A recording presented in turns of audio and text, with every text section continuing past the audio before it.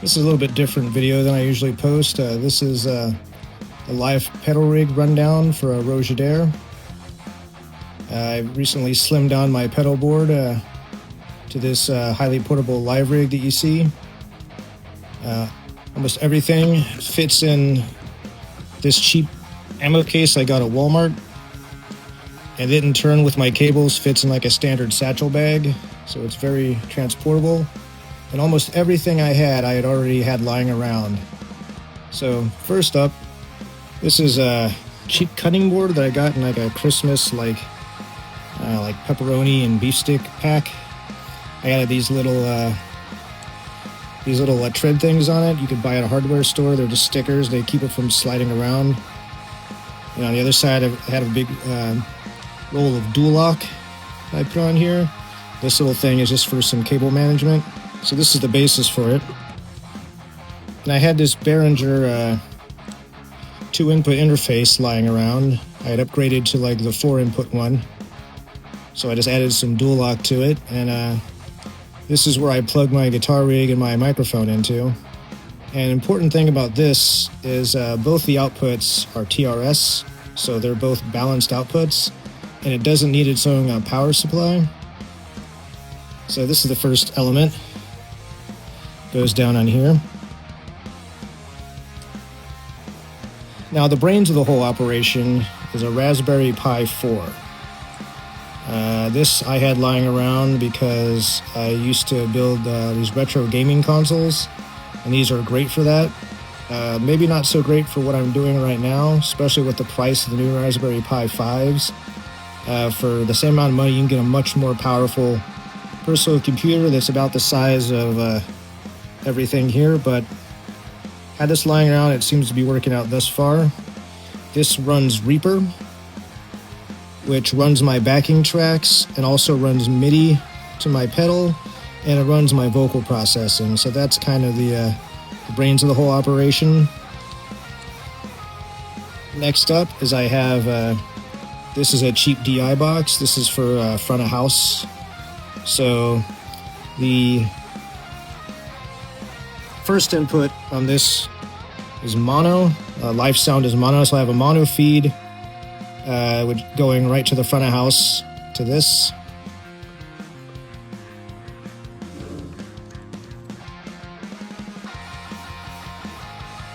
Now, to plug it in,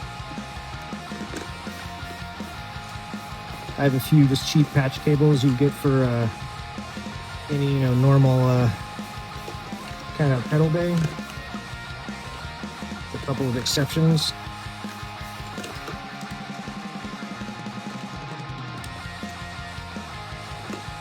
One, this Raspberry Pi tends to run kind of hot, so I got this cheap computer fan that I put magnets on, so it connects right to the top of this and kind of blows cold air onto it. Now, I know a lot of you are probably thinking they build Raspberry Pi enclosures with fans already built onto them, which I'm aware of, but I already had this stuff lying around and the computer fan was pretty cheap. Also, I kind of like the idea that like this won't blow like spilt beer or sweat or anything directly into the Raspberry Pi.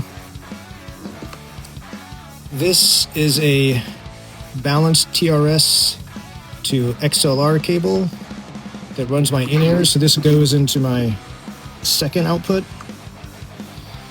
Now, for my in-ears, I have pretty cheap, but not the cheapest in-ears. The thing about in-ears, you can spend a lot of money on them, but like really all you need to do is be able to hear yourself. So, I mean, if you have cheaper in-ears, you can always, do some EQ on your source. But really, for the most part, just as long as you can hear yourself, that's fine. Like I said, I got these because they have a bit more mid-range than the cheaper model. So that way I can hear myself sing a little bit better. But like I said, you don't really need to spend a lot of money in ears, in my opinion. But the other thing I have is this. It is a battery-powered in-ear, basically volume. XLR plugs into this, and then the my actual inders plug into this, and it clips on your belt. This is battery powered, so it cuts and boosts, where like the non-battery powered will just cut. So I don't know if I actually need this, but it's nice to be able to have like the volume control with you in case you need a little extra power once you get to the club. So like I said, my guitar cable I have strapped to an XLR. I think this is all pig hog. So it runs right to my guitar in my battery pack there that was on my belt. Like I said, I just use a little bit of the dual lock right there. And my guitar is plugged into the input number 1, microphone input number 2. And like I said, all the drums, bass, guitar, vocals go out through this to the front of house, which I could probably plug it directly into the interface, but I don't know, this is a little bit of safety net. It's got a ground loop on it, so I can turn that off. Plus, I can, if it's going too hot to the soundboard, there's a pad on there I can turn down up to like minus 40 dB. It's just nice to have. If I don't need it, I can always unplug it. So I've got this cheap, I think I bought this at Walmart too, like splitter. I have Velcro on, so I can Velcro it on there. I've got my power source for my Raspberry Pi, which is important. A Raspberry Pi also powers the fan, and it can power my Veilton GP5, which I'll get to in a minute, but just for safety's sake, I've got another cheap power supply just for the Veilton. So this, I've got it Velcroed, so it will fit to the right there. And like I said, power supply for the Raspberry Pi is USB-C. It just plugs in back here. Then I've got a small USB like printer cable that connects the Raspberry Pi to the interface.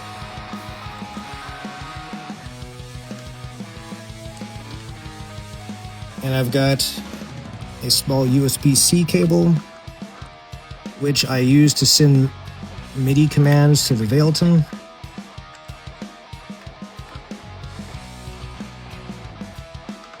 Let's plug in here.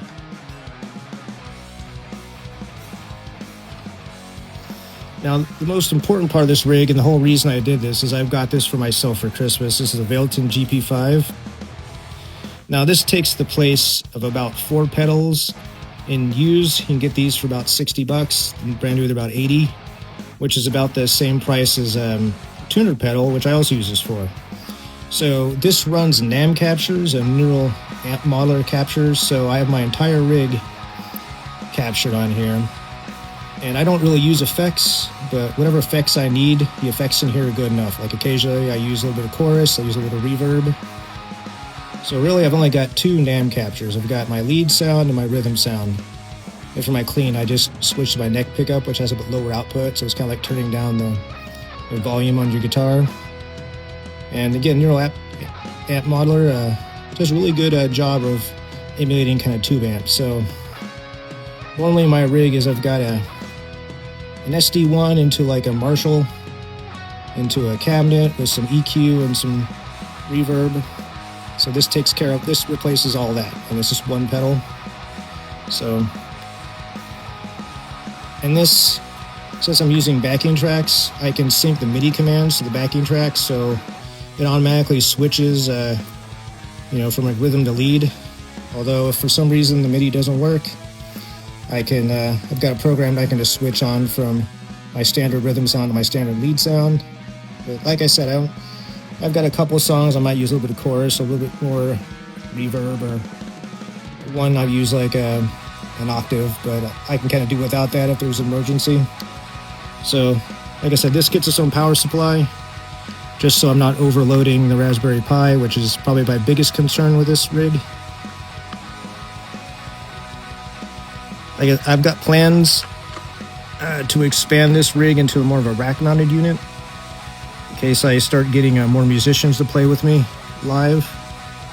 So in that case, I'll build a completely different unit. But for now, all this stuff is, like I said, I just had lying around, is relatively cheap. So if I need to buy backups, which is probably a good idea, I can buy it relatively cheap, except for the Raspberry Pi, which the prices have gone up considerably. Now, I'll be able to monitor this. I've just got an old iPhone 5. Nothing really fancy here.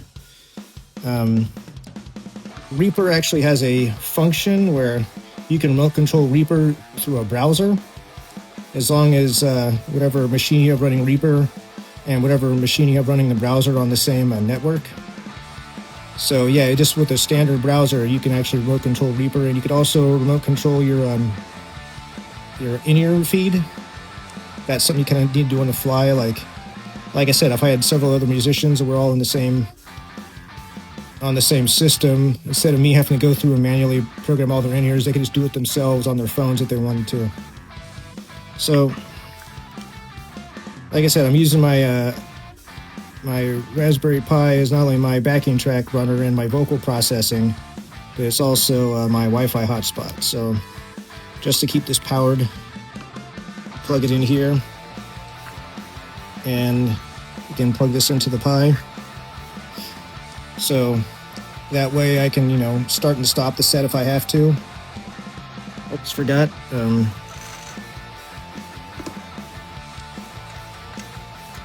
This goes into output 1 on the Behringer.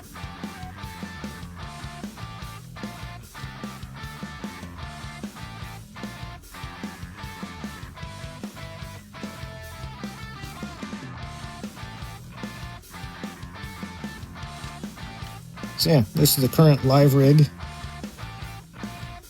for ROJAH.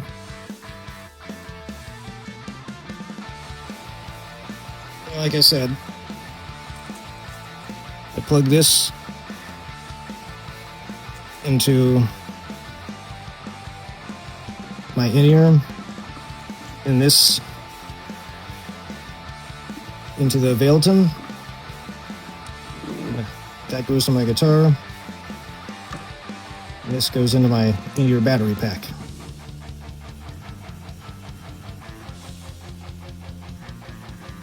So that's it. That's my setup.